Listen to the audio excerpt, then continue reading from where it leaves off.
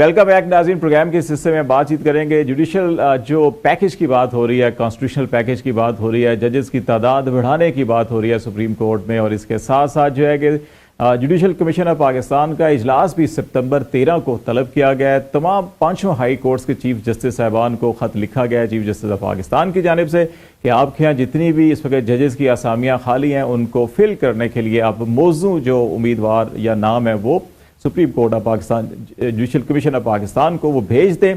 और एक ये हो रहा है, और दूसरी तरफ जो है कि मखसूस नशिस्तों के हवाले से लेकर पार्लियामान के अंदर जो मुख्तलिफ आइन साजी कानून साजी की मुख्तलिफ तरकीब सोची जा रही हैं, वो हम ये देखेंगे कि क्या ऐसे मौके के ऊपर कि जब ऑन ग्राउंड हैपनिंग हो रही हो तो उसके दौरान कानून साजी कितनी अहमियत होती है और कितनी वैलिड होती है। ये एक बड़ा अहम मामला है। और इलेक्शन कमीशन ऑफ पाकिस्तान ने आज JUI को इंट्रा पार्टी इलेक्शन का नोटिस कर दिया कि कल आप पेश हों जनाब और बताएं कि आपने पार्टी इलेक्शन क्यों नहीं कराए। ANP को, BNP को और जमात इस्लामी समेत 12 जमातें हैं, उनको नोटिस किया है कि आप सितंबर 4 को आके ये बताएं कि आपने जो फरवरी के अंदर इलेक्शन लड़ा पाकिस्तान में सूबाई और नेशनल असम्बली के, तो आपने 5% जो ख्वातीन को टिकट क्यों नहीं जारी की है। तो ये गिनती पूरी करने की बाज़ लोगों का ख्याल है कि शायद ये भी एक तरकीब है कि अच्छा उन जमातों को जिनके सेनेट और कौमी असम्बली में कुछ न कुछ उम्मीदवार हैं तो उनको आर्म ट्विस्टिंग की जा सके, कुछ लोगों का ये ख्याल है। तो ये सारे इशूज़ जो हैं इनके ऊपर हम बात करेंगे।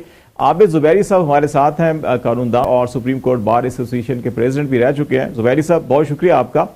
बुनियादी सवाल एक तो ये है कि ये बताइएगा कि जैसे मखसूस नशिस्तों का फैसला हुआ, एक पूरा केस हुआ, फुल कोर्ट ने फैसला किया, फिर कानून साजी हो गई, अभी जजेस की तादाद और बेशुमार चीज़ें आपके सामने आई होंगी, 8-10 आर्टिकल्स हैं जिनमें तरमीम की जा रही है कि जहां एक तरफ चीज़ें आगे बढ़ रही हों, ऑन ग्राउंड हैपनिंग्स हो रही हो, उन्हीं से मुतल्लिक पार्लियामान अगर कानून साजी करके उसको रिवर्स करने की कोशिश करे तो हक तो है पार्लियामान का, वो आइन साजी भी कर सकता है, कानून साजी भी कर सकता है, तरमीम भी कर सकता है। लेकिन जब सुप्रीम कोर्ट्स के डिसीजन जिन मामलात के ऊपर मौजूद हों तो क्या उनको फिर इस तरह से कानून साजी से बदला जा सकता है? बिस्मिल्लाहिर्रहमानिर्रहीम। देखिए, ये जो सारी आपने अभी बातें की, इसको अगर सियासी पस मंज़र में देखा जाए तो ये जो बातें हो रही हैं ये तो एक जुडिशरी पे दबाव डालने की कोशिश हो रही है कि किसी तरह उनसे उनके हक में फैसले ले लिए जाएं, किसी तरह उनकी अददी नंबर पार्लियामेंट में पूरा करके 2/3 मेजॉरिटी हो जाए ताकि वो आईनी तरमीम कर सकें।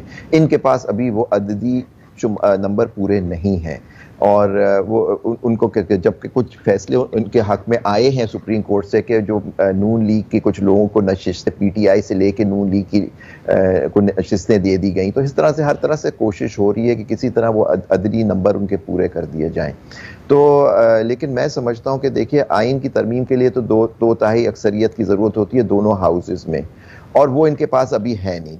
और जो बिल प्रपोज किया वो भी आप देखिए, प्राइवेट मेंबर हैं नूर आलम खान साहब जो कभी किसी ज़माने PTI में थे, फिर उनको छोड़ दिया, फिर उनके अब वो JUI में है। अब JUI को इन्होंने नोटिस मिल गया, उससे पहले पीपल्स पार्टी में भी थे वो। अच्छा, ये मुझे नहीं पता। तो माशाल्लाह से हमारे यहाँ तो एक लफ्ज इस्तेमाल होता है, मैं करना नहीं चाहता ऐसे लोगों के बारे में पार्टियां बदलते हैं क्योंकि शायद वो सही नहीं हो। तो लेकिन जो भी है, और अब वो JUI में है, पता नहीं उन्होंने अपनी क़यादत से पूछ के ये अमेंडमेंट्स प्रपोज की या जो जिनसे उनके ताल्लुकात हैं उनके कहने पे किया, वो क्या बिल्स हैं मेरी नज़र से नहीं गुजरे।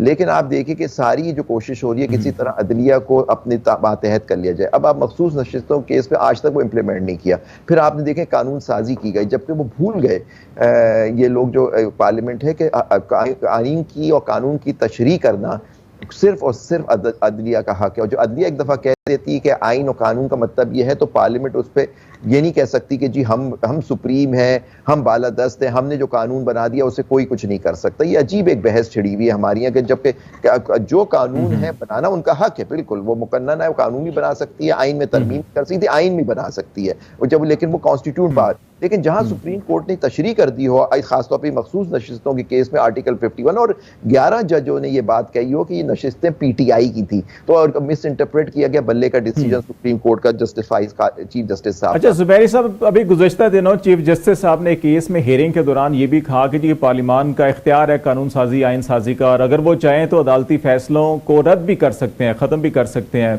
पार्लियामान में कानून साजी के लिए। चीफ जस्टिस साहब के रिमार्क्स हैं, तो क्या ऐसा भी मुमकिन है? जी बिल्कुल सही, वो गलत बिल्कुल सही कह रहे थे। कानून साजी के तहत जजमेंट्स को रिवर्स किया जाता है, लेकिन वो वैलिडेशन का कानून हक होता है पार्लियामेंट के पास कि वो, लेकिन जो देखिए दो तरह की अमेंडमेंट्स हैं। एक तो कानून साजी से करे, एक जजमेंट आ गई, वो एक उसने जैसे टैक्स के ऊपर एक जजमेंट आई, उन्होंने इंटरप्रेट किया, उन्होंने कहा ये आपके इस कानून में गलती थी, वो उस गलती को दूर करके और उसको फिर उसको कानून साजी कर सकते हैं ताकि उस जजमेंट का इफेक्ट खत्म हो जाए। वो पास्ट एंड क्लोज ट्रांजैक्शंस को नहीं, मतलब सुप्रीम कोर्ट के फैसले को सेट असाइड नहीं कर सकती पार्लियामेंट, आप ये कहना चाह रहे हैं? लो जो गलती पॉइंट आउट करती है कोर्ट के, जी आपके कानून साजी में ये गलती थी और ये तजाद था और इसका कॉन्फ्लिक्ट था आइन के साथ, उसको वो दूर करें और फिर कानून साजी के कोर्ट उसको अपहोल्ड करेगी, क्योंकि ये उनका हक होता है मुकन्नना का। लेकिन मुकन्नना अपने देखिए, वरना तो इस तरह ही हो गया कि सुप्रीम कोर्ट कोई फैसला करे, हाई कोर्ट को फैसला करे, ये दोनों कॉन्स्टिट्यूशनल कोर्ट्स हैं, वो सुप्रीम पार्लियामेंट एक लॉ पास करके उनको ओवरटर्न कर दे, तो ये इसके मतलब तो वो अपीलेट कोर्ट हो गया, मतलब सुप्रीम कोर्ट के ऊपर अपीलेट कोर्ट पार्लियामेंट होगी, ये नहीं हो सकता। तो ये पार्लियामेंट अपीलेट कोर्ट है। अच्छा, एक और बड़ा है मामला जुबैरी साहब, क्योंकि आप बार के नुमाइंदे भी रहे हैं, तो सरबराह रहे हैं सुप्रीम कोर्ट बार के। ये जो हाई कोर्ट्स के अंदर एक तवील अरसे से जजेस की बहुत सी असामियाँ खाली थी, पंजाब में, इस्लामाबाद में भी, पेशावर, बलूचिस्तान, सिंध हाई कोर्ट में, अभी ये इसको फुलफिल किया जा रहा है। तो ये बड़ा तनाज़ा रहा है हमेशा बार के अंदर भी, पार्लियामान के अंदर भी रहा है कि जी जजेस के इंतखाब के अंदर जो तरीक़ाकार है या जो शफाफियत है या जो कम्पिटेंसी है, बहुत सी चीज़ों को गिना जाता है। तो आप समझते हैं कि इस मौके के ऊपर अब जब ये काम किया जा रहा है तो क्या होना चाहिए ताकि अच्छे ऐसे लोग जो कानून और आइन को सामने रखकर फैसले करें, ना कि किसी की फ़र्द की मर्जी और मंशा के मुताबिक फैसले किए जाएं? देखिए, ये तो इंसान की अपनी वो होती है, उसकी अपनी डिस्क्रेशन, उसके अपनी सवाबदीद। उसका जब एक आदमी जज बन जाता है तो वो अल्लाह का नाइब होता है और उसको इंसाफ के साथ फैसला करना चाहिए कानून और आइन के मुताबिक। अब ये इंसान के ऊपर है, आप ये उसी वक्त इंसान का पता लगता है जब उसको कोई मनसब मिलता है और वो उसी में पता लगता है कि वो कितना वो आइन और कानून इंसाफ के हिसाब से, अपने हल के हिसाब से फैसला करेगा या किसी के कहने में या किसी का बंदा बन के फैसला करेगा कि मतलब किसी उसका। तो ये आप देख लेते हैं इस तरह की, अभी सुप्रीम कोर्ट में भी इस तरह के इंप्रेशन आ रहा है कोई किसी का होता है। और सुप्रीम कोर्ट को कंट्रोल करने की कोई आइन, हमारी अदलिया आज़ाद है और ये आज़ादी जो अदलिया ये आइन उसको देता है और ये हमारा ऑब्जेक्टिव रेजोल्यूशन बात करती है कि जी हमारी आइन जो होगी 1949 की जो 2A हिस्सा है आइन का कि जी अदलिया आज़ाद होगी। तो और इस पे लेकर हर एग्जेक्टिव कोशिश करती है उसको अपने ताबे करने की, जो अभी भी हो रही है। और ये जो सारी बातें हो रही हैं एग्जेक्टिव की, उम्र बढ़ाने की, कम करने की, जजों की तादाद बढ़ाने की, ये सब एक बैकग्राउंड है, किसी तरह अदलिया को लाएं। चीफ जस्टिस जो नए आने वाले हैं उनका नोटिफिकेशन नहीं करके, तो ये सारी चीजें आप देख रहे हैं जो इनका हक, जो इनका ये वतीरा ही रहा है कि जी वो चाहते हैं कि आइन, क्योंकि पिछले सियासी दबाव का आंसर हो सकता है। अच्छा, एक और चीज आपसे मैं पूछना चाहूंगा, ये भूल जाते हैं कि ये हमारे जो जज हैं, जो ज्यादा मेजॉरिटी ऑफ जजेस जो खासतौर पे सुप्रीम कोर्ट के, वो इस दबाव का शिकार नहीं होंगे। उन्होंने हल्फ लिया हुआ है आइन और कानून की बालादस्ती को कायम करने की, आजाद अदलिया की मुहाफिज के तौर पे, तो ये उनका करना। लेकिन अभी आपने बात की ये जजों की कमी की, ये आज से तो नहीं है। ये जब जो मौजूदा चीफ जस्टिस आए थे, अब उनके टेन्योर खत्म हो रहा है, 1 साल हो गया तकरीबन उनको चीफ जस्टिस हुए हुए, तो आज तक ये प्रोसेस क्यों नहीं हुआ? एक भी हाई कोर्ट में अपॉइंटमेंट नहीं हुआ है, जहां तक मेरे इल्म में ये बात है। सिंध हाई कोर्ट में थी 25 जगहें, 24 या 25 जगहें खाली हैं लाहौर हाई कोर्ट में। और आपने जो खत की जिक्र किया उसमें लिखा है कि आप कुछ ना करें, 5 जजों के नाम दे दिए ताकि 5 असामियां तो पुर करें।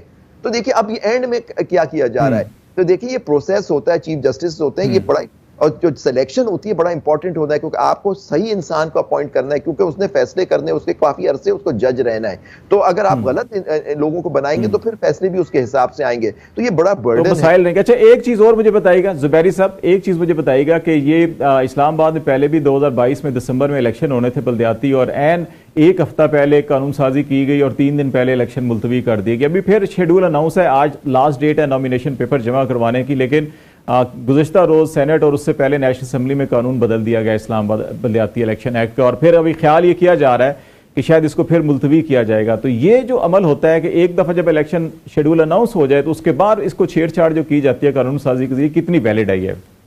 बिल्कुल नहीं होनी चाहिए। ये साफ दिखा रहे हैं, देखें आर्टिकल 140A है हमारा आइन का, जो कहता है कि बल्दियाती इदारों को मेंटेन डेमोक्रेसी का एक हिस्सा होता है, लेकिन अनफॉर्चुनेटली उनको कोई सीरियसली लेता ही नहीं है। जिस तरह से ये कानून साजी की जाइए, सुप्रीम कोर्ट को सुओ मोटो एक्शन लेके इसको सेट असाइड करना चाहिए और इंश्योर करना चाहिए कि बल्दियाती इंतखाबात हों, क्योंकि देखें रूट डेमोक्रेसी का बल्दियाती इंतखाबात है, उसके बाद फिर आप प्रोविंशियल आते हैं, फिर आप सेंटर में चले जाते हैं नेशनल असेंबली, लेकिन यहाँ कोई सीरियसली नहीं लेता। इस पर जजमेंट्स हैं सुप्रीम कोर्ट की, कि जी इसको आपको कराने हैं, बर वक्त कराना है। लेकिन यानी अगर इस तरह की कानून सारी जा रही है तो ये बल्कि बदनीयती पे मबनी है। इसको स्ट्राइक डाउन करना चाहिए, ऐसी अमेंडमेंट्स को, और इंश्योर करना चाहिए सुप्रीम कोर्ट को या इन लोगों को आप चैलेंज करना चाहिए, जो लोग समझते हैं कि ये गलत कानून साजी हुई है, कि आप कहें कि आइन से मुतसादिम है, जिसको इसको सेट असाइड करे, लेकिन कोई सामने तो आए, चैलेंज तो करे।